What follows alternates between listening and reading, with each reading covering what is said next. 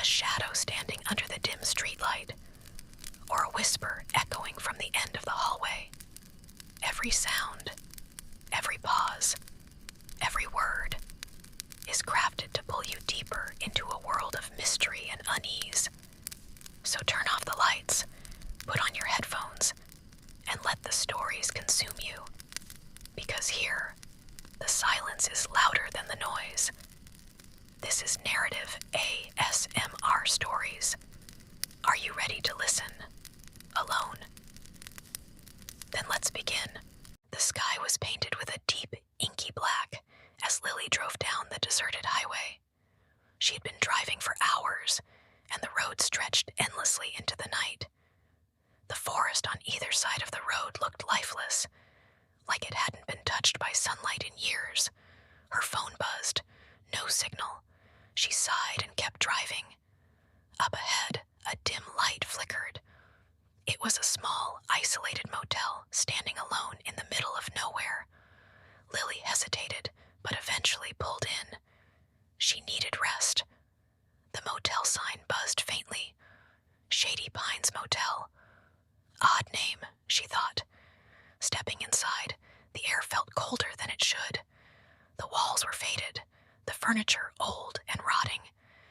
At the front desk sat a thin, frail man with sunken eyes and a weary smile. His name tag read, Harold. Need a room for the night? Harold asked, his voice low and cracked. Yes, please, Lily replied. Harold slid a key across the counter. Room 13, end of the hallway. Lily chuckled nervously. Room 13, huh? Don't worry about the number. Harold grinned oddly. Just don't mind the noises at night. It's just the pipes. Lily forced a smile and took the key. As she walked down the hallway, the floorboards groaned under her feet.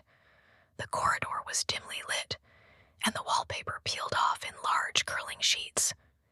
It smelled of old wood and something else, something sour. She reached room 13. The brass number looked newly polished, as if someone cared about this room, unlike the rest of the motel. She unlocked the door and stepped inside.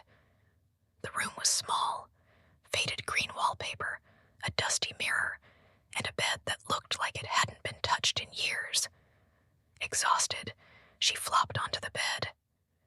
It's just one night, she mumbled. The silence was heavy, but eventually she began to doze off. That's when she heard it, a faint whisper. Help me. Lily's eyes snapped open. She sat up, listening. Silence. It's just my imagination, she told herself, but the whisper came again, this time clearer. Please, help me. It was coming from the closet. Lily froze, her breath caught in her throat. The closet door was slightly ajar, and cold air seeped from the darkness inside. She grabbed her phone. No signal. Heart pounding, she slowly walked to the closet. With a trembling hand, she swung it open, empty. Just a few broken hangers and old coats. Lily let out a shaky breath and backed away. That's when she saw it. In the mirror, behind her, a figure, pale, gaunt, watching. She spun around. Nothing. But now the whisper turned into a low, pained sob. Don't sleep. Don't sleep. Lily scrambled back to the bed, pulling the sheets over her. The room turned unnaturally cold. She could see her own breath. The air felt heavy, pressing against her chest. And then, the closet door creaked open on its own. Lily stared, paralyzed. A shadowy figure emerged, crawling, limbs contorted unnaturally. It had no face, just a hollow void where its eyes should be. It whispered again, "Run." Lily bolted for the door, twisting the handle. It wouldn't budge. The figure slithered closer, whispering in her ear, "You shouldn't have come." Desperate, Lily grabbed a lamp and hurled it toward the figure. It passed right through it. The figure lunged. Lily screamed. And then she woke up. She was still in the bed. Morning light flooded the room. Panting, she stumbled to her feet. Just a dream. Just a dream, she muttered. She grabbed her things and fled the room. As she approached the front desk, Harold smiled. "Sleep well?" he asked. I heard something," Lily stammered. Harold's smile never faltered. Just the pipes, miss. Just the pipes." But as Lily walked to her car, she glanced back at room 13's window. A pale face stared at her from inside, lifeless, hollow, and watching. She drove off, swearing she would never return. Inside the motel, Harold smiled as another car pulled in.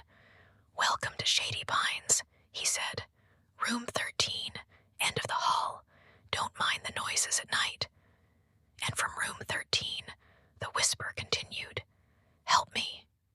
And just like that, our story comes to an end. But remember, in the world of narrative ASMR stories, the silence never truly fades.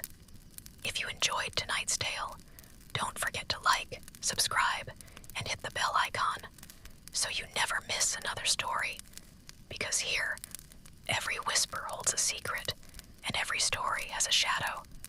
I'll see you again in the dark corners of your imagination. Until then, sleep well if you can.